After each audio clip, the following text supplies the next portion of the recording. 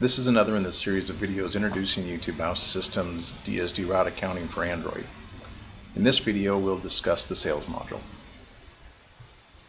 So with the DSD program open, after you run the start of day, you'll see that the sales module and the end of day module become available.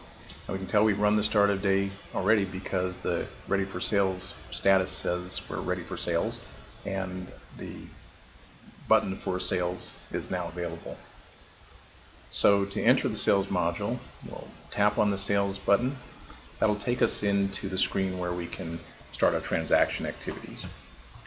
This screen's laid out where the transactions that you generate throughout the day will appear at the top of the screen, and the buttons that will allow you to take action to either create those transactions or act on those transactions will appear at the bottom of the screen. On the left side of the top of the screen, you've got the list of customers that have transactions generated. And on the right hand, as you highlight the customer, you'll see the transaction that had been generated for that customer. This list will appear in the most recent transactions appearing at the top of the screen. So the customer that's most recently had transactions generated will be the first one on the list, and then the second one on the list will appear as the next, the one that was prior. So it'll kind of, the starting or the first transaction of the day would appear at the bottom of the list, the last transaction of the day would appear at the top. The icons that are showing up on the screen will give you some information about the types of transactions and the information about those transactions. So if we take a look at the very first transaction that was done for today, that customer will appear, the name will appear down here as Village Market when you highlight the customer number. And next to the customer number, we see there's a little squiggly line and a $sign. And that represents that we've collected a payment for this customer, and we can see that payment with the receipt transaction or the type R transaction. The amount was for $66.21.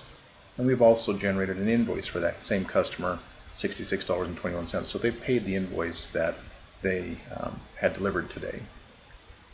The little squiggly line next to the customer number and the squiggly line next to the invoice number represent that a signature capture has been generated for that customer's transaction. And so that's just a way that you can tell that you've got a signature or you have collected signature for that customer.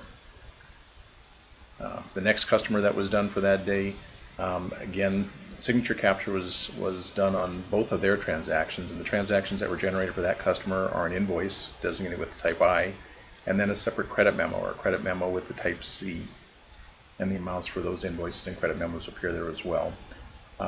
There was no payment collected for this customer. It may have been a customer that was on account, and so that's why we don't see a $sign next to there. There's no type R transaction. The final transaction on this list here, if we look at the last transaction that was done, that's a type O transaction. That says this is an order that was done. So it's not an invoice or delivery, but it was an order that was entered. The buttons at the bottom, they'll give you various options depending on the activity that you have. So for example, when I highlight the customer and then select the option for an invoice, I see that I can reprint that invoice, or I could collect signature, or I could void the invoice.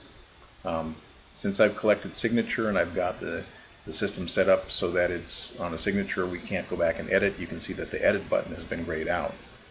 But if I was to go back to our order transaction here, and that's for write CD66, you see the customer name down at the bottom. When I highlight that transaction, now I have the ability to not only print and sig cap and void, but I can also go in and edit that. And we'll go through the editing process in another video. So the options that you have for working with a transaction will be dependent on the status of the transaction and what buttons are available at the bottom. At this point, I think we'll plan on going through an actual transaction in another video. So if we were to close out of the module or go out of the sales screen, we'll just hit the back button, and that'll take us back to the main screen where we're still in the ready for sales.